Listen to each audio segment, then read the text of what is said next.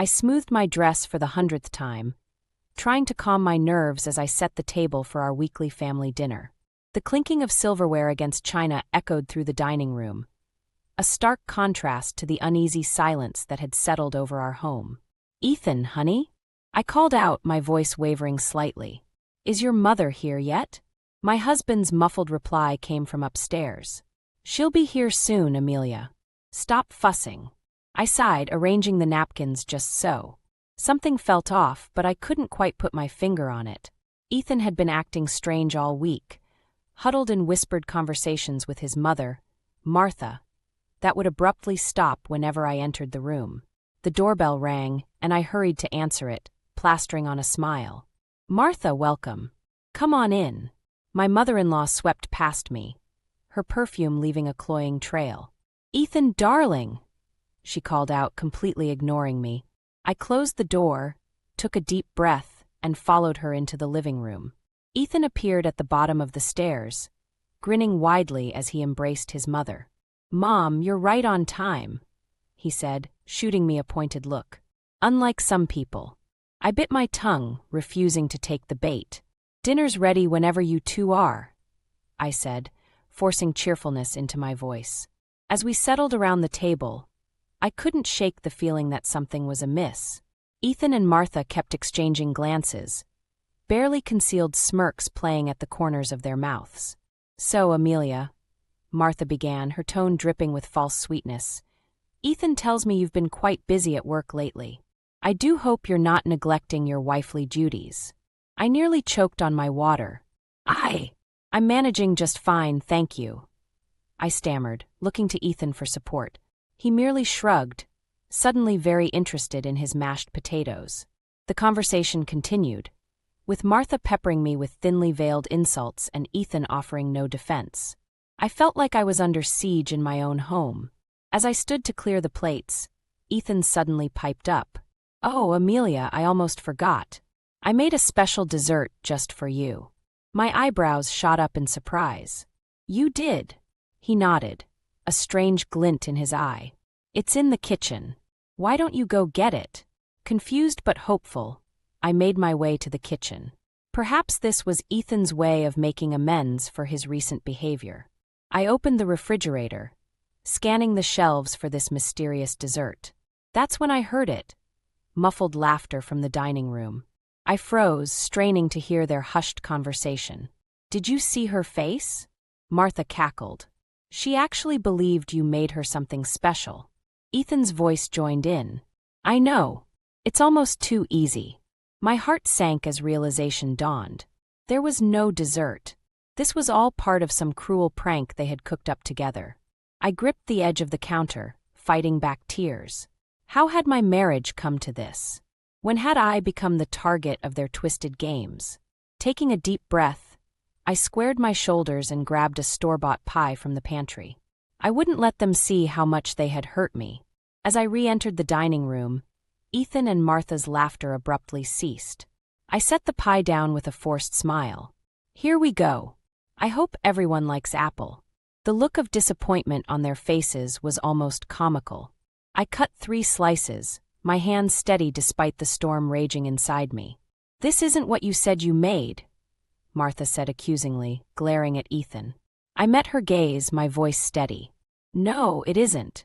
But it's what we have." As we ate in uncomfortable silence, I made a decision. Things couldn't go on like this. Something had to change, and soon. The morning after the disastrous family dinner, I found myself staring at old photographs, tracing the path that led me to this moment. My fingers lingered on a picture of my father, David, his stern face a reminder of the expectations that had shaped my life. "Amelia," my mother's voice echoed in my memory, "your father has arranged a meeting with a promising young man. It's time you settled down." I shook my head, trying to dispel the ghosts of the past. How naive I'd been, thinking an arranged marriage could lead to happiness. Ethan had seemed so charming at first, his smile warm and inviting. But now, the sharp ring of my phone startled me out of my reverie. It was my father. "Amelia," he barked without preamble, "I need you and Ethan at the office this afternoon." There's an important client meeting, and I want to introduce him to the team. My stomach churned. Dad, I don't think Dash. No excuses. He cut me off. This is crucial for the company. Be there at 2 p.m. sharp. The line went dead before I could protest. I sighed, dreading the thought of playing happy couple with Ethan in front of my father and his associates. As if summoned by my thoughts, Ethan appeared in the doorway. "Who was that?" he asked, his tone suspiciously light. "My father," I replied, watching his reaction carefully. "He wants us both at the office this afternoon for a client meeting." A flicker of something, excitement, anxiety, crossed Ethan's face before he schooled his features into neutrality. "Both of us? That's unusual." I nodded, my suspicion growing. "Yes, it is. Is there something I should know, Ethan?" He shrugged, avoiding my gaze. "Not at all. We should get ready." The drive to my father's office was tense, filled with uncomfortable silence. As we walked into the sleek, modern building, Ethan's hand found the small of my back, guiding me forward. To anyone watching, we must have looked like the perfect couple. My father's assistant ushered us into the conference room, where David sat at the head of the table, flanked by several serious-looking men in suits. "Ah, there you are," David boomed, rising to greet us. "Gentlemen, this is my daughter Amelia and her husband, Ethan." As introductions were made, I couldn't help but notice the way Ethan puffed up under my father's approving gaze. It was a side of him I rarely saw at home. The meeting dragged on, full of corporate jargon and thinly veiled power plays. I found my mind wandering, until a familiar name caught my attention. And of course, my father was saying, "Ethan will be overseeing the project personally. He's been instrumental in securing this deal." I whipped my head around to stare at Ethan, who looked like the cat who got the cream. This was news to me. When had he been working on such an important project? As the meeting wrapped up, my father pulled Ethan aside, speaking in low, excited tones. I strained to hear, catching snippets about a promotion and increased responsibilities. Suddenly, everything clicked into place. Ethan's recent secretive behavior, the hushed conversations with Martha, the smug looks. It wasn't just about tormenting me. He was angling for a bigger prize. I felt a tap on my shoulder and turned to find Jacob, my junior colleague, looking concerned. "Are you okay, Amelia? You look pale." Before I could respond, Ethan was at my side, his arms snaking possessively around my waist. "She's fine," he said curtly, steering me away. "Just a bit tired." "Right, dear." I nodded mechanically, my mind reeling. As we left the office, I realized I was trapped in a game where I didn't even know all the players, let alone the rules. Ethan's phone buzzed as we reached the car. He glanced at it, a slow smile spreading across his face. "That was Mom," he said, his voice dripping with false sweetness. "She's invited us over for dinner tonight. Won't that be nice?" I met his gaze, seeing the challenge there. Whatever Ethan and Martha were planning, it was clear I was just a pawn in their game. But as we drove towards another evening of veiled insults and hidden agendas, I made a silent vow. I wouldn't remain a victim forever. It was time to start playing by my own rules. The weeks following the office meeting were a blur of thinly veiled hostility and mounting tension. Ethan's behavior shifted dramatically, his once charming facade crumbling to reveal a cold, calculating stranger. Martha's influence seemed to grow stronger by the day, her presence a constant shadow in our home. One particularly trying evening, I found myself in the kitchen, mechanically preparing dinner while Ethan and Martha's voices drifted in from the living room. "She's becoming a liability, Ethan," Martha hissed. "You need to keep her in line if you want that promotion." I froze, straining to hear Ethan's response. "Don't worry, Mom," he said, his voice dripping with disdain. "I've got it under control. Amelia knows her place." The wooden spoon in my hand snapped, startling me out of my eavesdropping. I took a deep breath, trying to calm my racing heart. This couldn't go on. Dinner that night was a minefield of barbed comments and loaded silences. Martha critiqued everything from my cooking to my appearance, while Ethan sat back, a smirk playing at the corners of his mouth. "Really, Amelia, Martha sighed, pushing away her barely touched plate. Would it kill you to put a little effort into your appearance? No wonder Ethan works such long hours. I gripped my fork tightly, biting back a retort. Ethan chuckled, the sound grating on my nerves. Now, Mom, he said, his tone mock soothing. We can't all be as put together as you. I stood abruptly, my chair scraping against the floor. Excuse me, I muttered, fleeing to the sanctuary of our bedroom. Later that night, as Ethan slipped into bed beside me, I finally found the courage to speak up. Ethan, I began, my voice barely above a whisper. We need to talk about what's been happening. He sighed heavily, as if I was a child he had to humor. What now, Amelia? This isn't right. I pressed on. The way you and your mother treat me, the secrets, the constant criticism. I'm your wife, not your enemy. Ethan sat up, his face illuminated by the moonlight streaming through the window. For a moment, I thought I saw a flicker of the man I'd married. But then his expression hardened. You knew what you were getting into when you married me, he said coldly. My career, my mother, they come first. It's time you accepted that and learned to adapt. I felt as if I'd been slapped. Adapt? To being treated like a second-class citizen in my own home. He shrugged, lying back down. That's life, Amelia. Grow up and deal with it. I lay there in stunned silence, tears pricking at my eyes. This wasn't the man I'd married. This wasn't the life I'd envisioned for myself. As dawn broke, I made a decision. I couldn't change Ethan or Martha, but I could change how I responded to their cruelty. No more meek acceptance, no more silent tears. I rose early, dressing with care in my most professional outfit. Ethan raised an eyebrow as I grabbed my keys. Where are you going so early? He asked, suspicion lacing his tone. I met his gaze steadily. To work, Ethan. I have a life outside of this house, you know. His eyes narrowed. Don't forget about the dinner party tonight. Mom's hosting it for some of Dad's important clients. You'd better be there. I nodded curtly, already dreading the evening ahead. But as I drove to the office, a plan began to form in my mind. If Ethan and Martha wanted to play games, I'd show them I could play too. At work, I threw myself into my projects with renewed vigor. Jacob, my junior colleague, noticed the change. Everything okay, Amelia? He asked, genuine concern in his eyes. I managed a small smile. It will be, Jacob. It will be. As I prepared to leave for Martha's dinner party, I steeled myself for the battle ahead. Tonight, I decided, would be different. Tonight, I would stand my ground.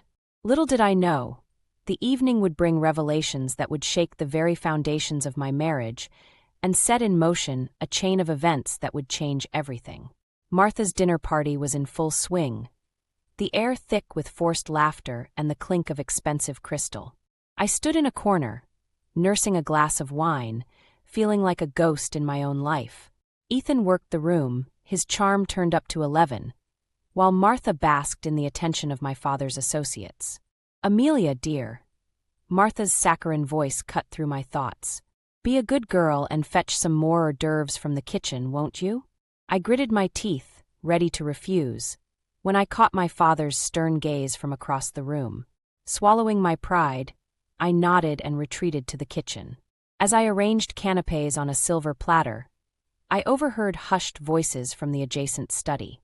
Curiosity got the better of me, and I crept closer to listen. It's all falling into place, Ethan's voice tinged with excitement. Once this merger goes through, I'll be next in line for CEO. And Amelia? Martha asked, her tone dripping with disdain. Ethan chuckled darkly. She's served her purpose.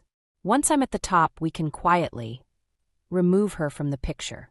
My hand flew to my mouth, stifling a gasp. The platter crashed to the floor, shattering the silence. Amelia!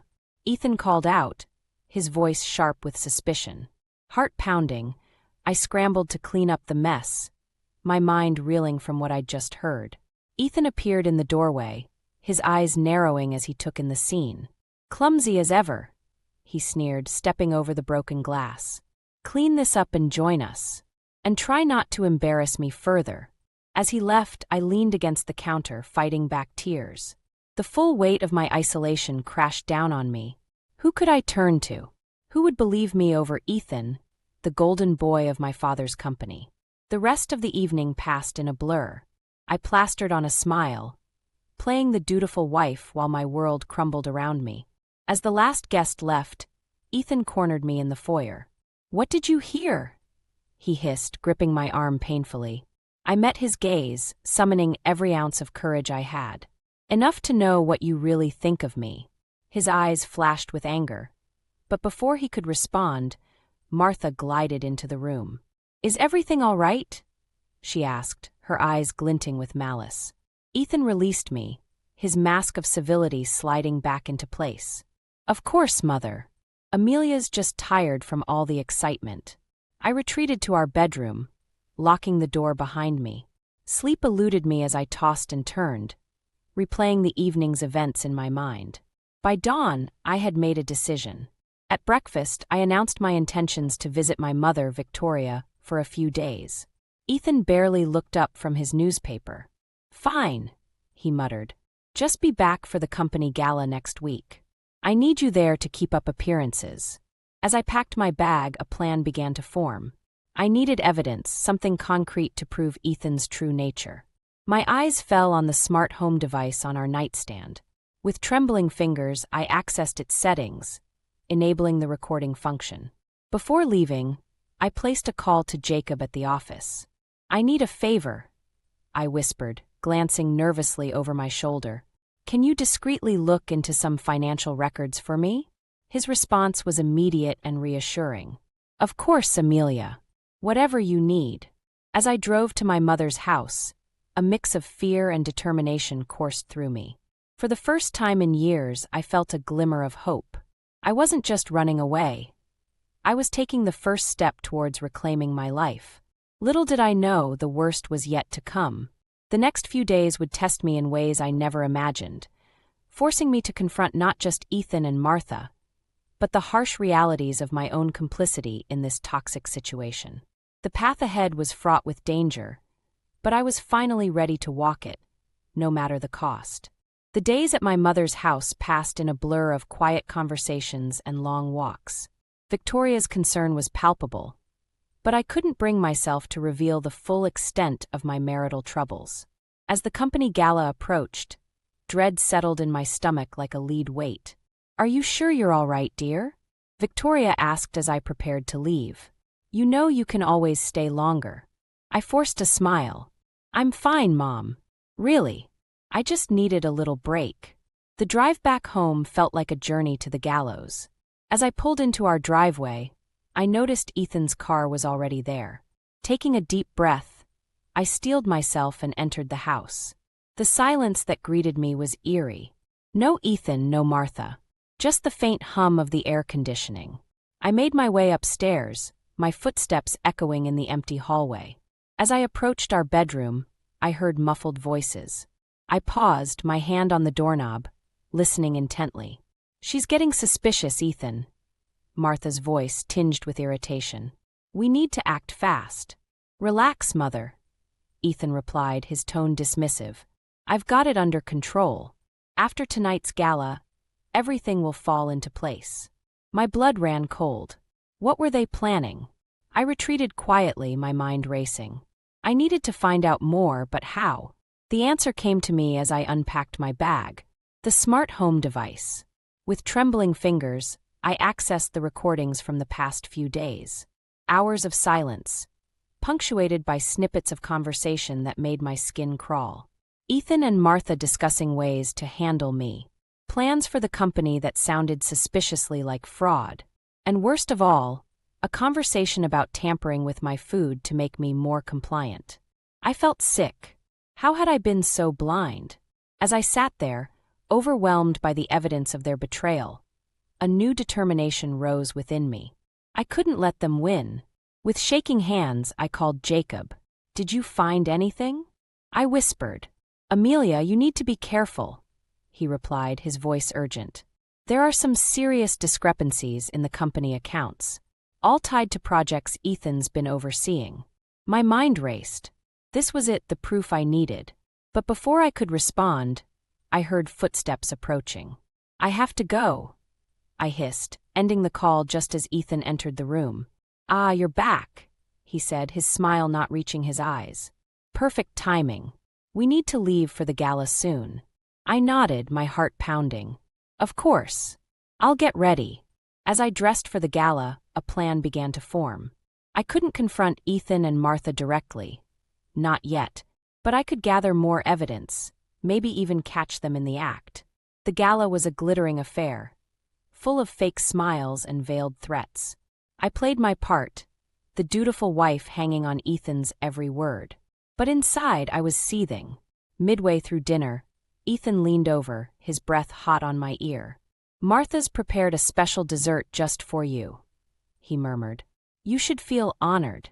Alarm bells rang in my head. The recordings. The talk of tampering with my food. This was it. As Martha approached with a beautifully decorated plate, I made a split-second decision. With an exaggerated gesture, I knocked over my wine glass, sending red liquid cascading across the pristine tablecloth. "Oh, I'm so clumsy," I exclaimed, jumping up. "Martha, I'm so sorry. Here, let me take that while you clean up." Before either of them could react, I had whisked the plate away, switching it with another dessert from a nearby table. Martha's face contorted with barely concealed rage. "No need, dear. I'll get you a fresh one." "Oh, don't bother," I said, forcing a laugh. "This one looks just as delicious."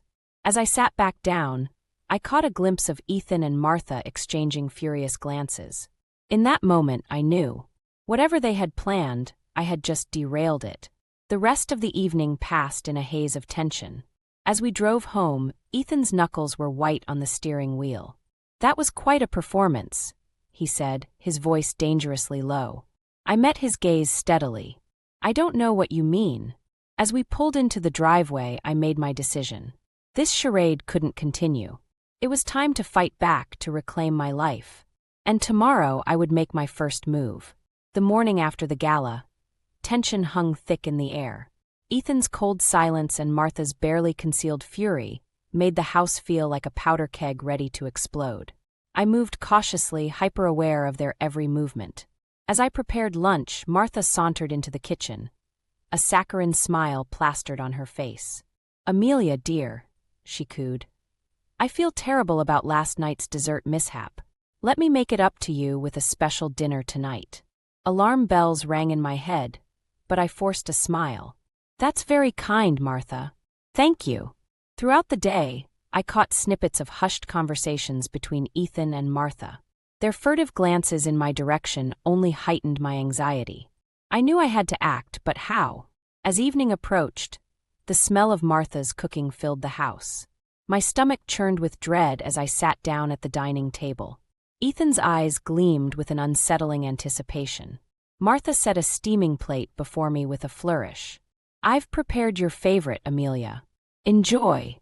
I stared at the food, my mind racing. The recordings, the tampered dessert at the gala. Everything pointed to this moment. I couldn't eat it, but refusing outright would tip my hand. With a steady hand, I raised my fork to my lips, pretending to take a bite. "Delicious, Martha. Thank you." For the next excruciating hour, I pushed food around my plate, feigning enjoyment while my heart pounded in my chest. Ethan and Martha watched me like hawks, their impatience growing with each passing minute. Suddenly, Martha's face contorted in pain. She clutched her stomach, doubling over with a groan. What's happening?" she gasped. Ethan leapt to his feet, panic etched across his face. "Mom, are you okay?" I sat frozen, realization dawning. In my efforts to avoid the tampered food, I had inadvertently ensured Martha ate her own poisoned dish. As Martha's groans intensified, Ethan rounded on me, his eyes blazing with fury. "What did you do?" he snarled, advancing towards me. I scrambled backward, my chair clattering to the floor.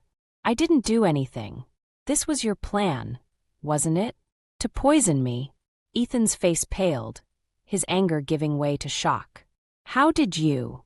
"I heard you," I spat, finding courage in my anger. "I heard everything. The recordings, the plans, all of it. Martha's pained whimpers filled the silence that followed my revelation. Ethan stood paralyzed, torn between his mother's distress and the realization that his schemes had been exposed. In that moment of chaos, I made my decision. I couldn't stay in this house a minute longer. I bolted for the door, adrenaline coursing through my veins. "Amelia, wait!" Ethan called after me, but I was already halfway down the driveway. I jumped into my car, my hands shaking as I fumbled with the keys. As I peeled out of the driveway, I saw Ethan in the rearview mirror, his face a mask of desperation. My mind raced as I drove aimlessly through the night. Where could I go? Who could I trust? The weight of everything I'd discovered pressed down on me, threatening to crush me. I found myself parked outside my parents' house, tears streaming down my face. How could I explain this to them? Would they even believe me over their golden boy, Ethan? As I sat there, paralyzed by indecision, my phone buzzed. A text from Jacob. "Amelia, I found something big. We need to talk. Now." My heart pounded. This was it, the final piece of the puzzle. Whatever Jacob had discovered could be the key to unraveling Ethan's web of lies once and for all. With trembling fingers, I started the car again. As I drove towards Jacob's office, I knew I was heading towards a confrontation that would change everything. There was no turning back now. Whatever happened next, I was done being a victim. It was time to take control of my own story. My hands shook as I pulled into the parking lot of Jacob's office building. The night was eerily quiet, broken only by the distant hum of traffic. I found Jacob waiting for me at the entrance, his face etched with concern. "Amelia, thank goodness you're here," he said, ushering me inside. "You're not going to believe what I've found." We hurried to his office, where stacks of documents and a glowing computer screen awaited us. Jacob pulled up a series of spreadsheets, his voice low and urgent. "It's worse than we thought," he explained. "Ethan's been embezzling funds for years, funneling money through shell companies. And your father-in-law's company is at the center of it all." My world tilted on its axis. My father's company? But how? Jacob's eyes met mine, filled with sympathy. "Amelia, I think your father might be involved too." The floor seemed to drop out from under me. My father, the man I'd always looked up to, potentially complicit in Ethan's schemes? It was too much to process. As we pored over the evidence, my phone buzzed incessantly. Missed calls and frantic texts from Ethan flooded my screen. I silenced it, focusing on the damning information before me. Suddenly, a noise from the hallway made us both freeze. Footsteps growing closer. Jacob quickly locked the door, but it was too late. The handle jiggled, followed by a familiar voice that sent chills down my spine. "Amelia? I know you're in there. Open the door." Ethan. How had he found me? Jacob and I exchanged panicked glances. "The fire escape," he whispered, pointing to the window. As we scrambled to gather the evidence, Ethan's voice grew more insistent. "Amelia, please. We need to talk. Martha's in the hospital. This is all a misunderstanding." My heart raced as Jacob and I climbed out onto the fire escape. The cool night air hit my face as we descended, documents clutched tightly to my chest. Just as we reached the ground, I heard the office door burst open above us. "She's gone out the window." Ethan's voice echoed in the night. We ran, our footsteps thundering on the pavement. I could hear Ethan gaining on us, his breath ragged. "Jacob, take the documents," I gasped, shoving the papers into his hands. "Get them to my mother. I'll hold him off." Before Jacob could protest, I turned to face my husband. Ethan skidded to a stop, his face a mixture of anger and desperation. "Amelia, please," he panted. "You don't understand. I did it all for us, for our future." I stood my ground, years of pent-up anger and hurt bubbling to the surface. "No, Ethan. You did it for yourself. I heard everything on the recordings. I know about the embezzlement, the lies, even your plan to poison me." Ethan's face paled. "The recordings? But how?" "It doesn't matter." I cut him off. "It's over, Ethan. All of it." He lunged forward, grabbing my arm. You can't leave me. Think about your father, your family's reputation. If this gets out, we'll all go down. I wrenched my arm free, my voice steady despite my racing heart. Then so be it. I'm done protecting you, done being your puppet. As I turned to leave, Ethan called out one last time, his voice breaking. Amelia, I love you. Please. I paused, looking back at the man I once thought I knew. No, Ethan. You never loved me. You loved what I represented, what my family could do for you. But that ends now. With those words, I walked away, leaving Ethan standing alone in the dark parking lot. As I hurried to catch up with Jacob, my phone buzzed again. This time it was my mother. Amelia. Victoria's voice was thick with emotion. We need to talk. Your father. He's confessed everything. My steps faltered as the weight of everything crashed down on me. In one night, my entire world had unraveled. As I climbed into Jacob's car, I realized this was just the beginning. The real battle, confronting my family, exposing the truth and reclaiming my life, was yet to come. With a deep breath, I nodded to Jacob. Let's go. It's time to end this once and for all. The next morning, I found myself sitting across from my father in his study, the weight of betrayal heavy in the air. David's face was haggard, his usual confident demeanor shattered. Amelia, he began, his voice barely above a whisper. I'm so sorry. I never meant for it to go this far.